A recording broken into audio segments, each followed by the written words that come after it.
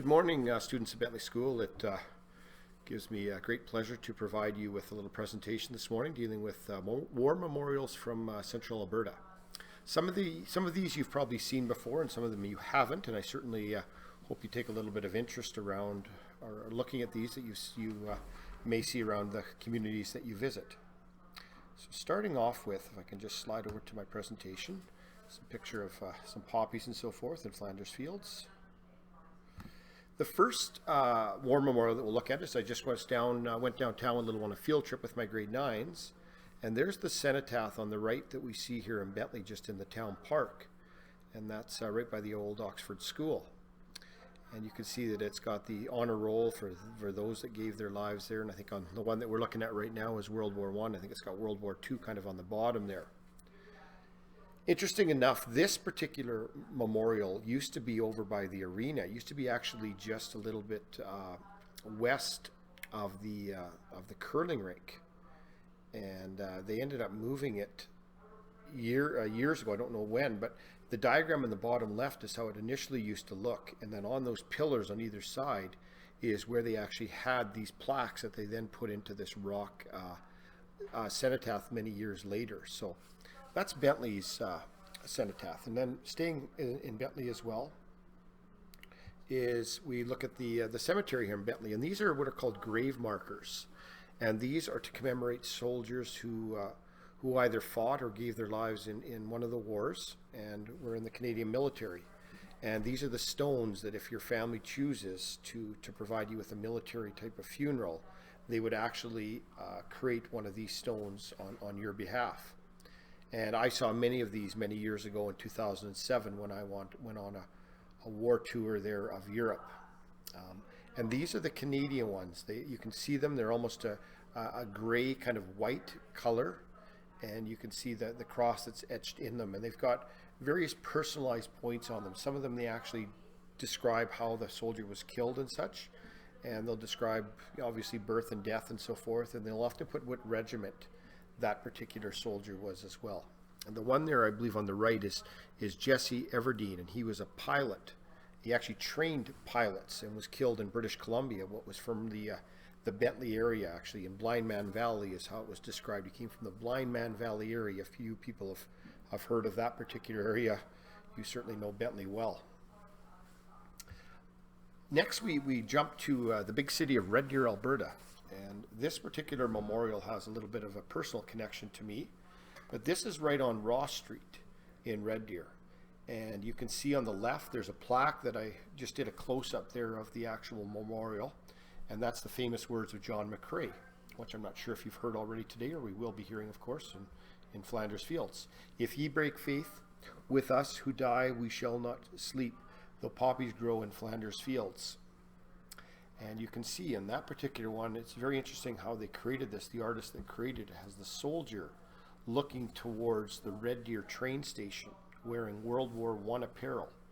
And what he's doing is hopefully, and I emphasize the word hopefully, welcoming back his comrades and his fellow soldiers that fought in the war. Of course, we know many of them did not make it back and are buried in cemeteries in Europe, which I described earlier that I had visited. Interesting enough, in this particular cenotaph, there's actually a chamber that has scrolls that commemorates 12 soldiers, Canadian soldiers, that actually died in World War I. And those scrolls, they have descriptions of the soldiers and pictures and so forth that family members have put in there way back in the 1920s. And my great uncle, Charles Alford, is in one of those scrolls. And here is, sorry, did you do that? But here's a picture of Charles Henry Alford, and he was my great uncle's. And my Aunt Wynne, that died into her 90s, often talked about her brother Charles. And she never really knew him that well because she was very young when he went off to war. She was only about 6 years of age. But her mom and dad always talked about him. And you can see he died at 16 years of age in the Battle of the Somme. And if you look here closely, it says that he died. He was aged 19. He actually lied when he signed up for the war. and ended up entering the war. His dad, interesting enough, Pringolford, actually ended up joining shortly after. His son was already sent across to Europe to train, to try and get in the same battalion of his son to protect him, but he arrived too late. The next one is, I think, one of the most beautiful memorials around our area here is in Lacombe. And there you see, it's almost a similar replica of the Tomb of the Unknown Soldier, where the soldiers are on guard of that particular commemoration. Beautiful, beautiful cenotaph just outside of the Memorial Center in Lacombe. But I often, when I'm walking around Lacombe, will go over and look at that one. Very well done. This one here has another little connection here. Matt Richards, a good friend of mine, actually had this commemorated and built. His great uncle was killed in the Battle of Vimy Ridge, but due to clerical errors, they never actually classified him as Canadian war dead. And so he never made it into the Book of Remembrance that is in Ottawa. And he is not on the memorial that I showed in Red Deer as well, which he should have been. And Matt had this made about, I think it was about 10 years ago. I remember running with Matt, and he was telling me about how they were doing a big story. The Calgary Herald was coming down to do a big story on this.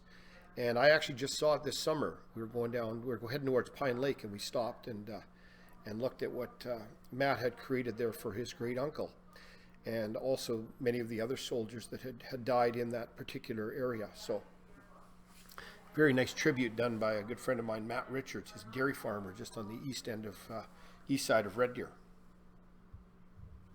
This one here, another one that I think is beautifully done, is just in Blackfalds. And this was just unveiled fairly recently. I think it was in 2008 or so. And this one here, the actual poppies there were painted by a local artist. I can't recall her name right now. And you can see the birds that they've incorporated on this particular memorial as well. And those are birds that are in the Flanders area of Belgium, France, that they made sure that they would actually be to that particular area when they built this memorial. So a lot of care and dedication. And the wreath, of course, is hand painted as well. It's engraved and then painted, which is very, very nice. A nice touch with this memorial is they've got the 4 plaques. And I believe the first one is World War I, the World War II, and then the one on the right there is the Korean conflict. And then they've actually created another plaque where they've had soldiers since that have died. And then ones that they also missed from the Blackfalds area that they've commemorated on that 4th plaque, which is pretty neat. So very nice dedication by the town of Blackfalds. And I'll leave you with this, with a little quote that I wrote myself. The names on these memorials are people just like you and I. They may be names that are fading with time, but they shall be remembered, as they are the ones who allow us to feel the freedom that we enjoy each day. And with that, I leave you and thank you for your time.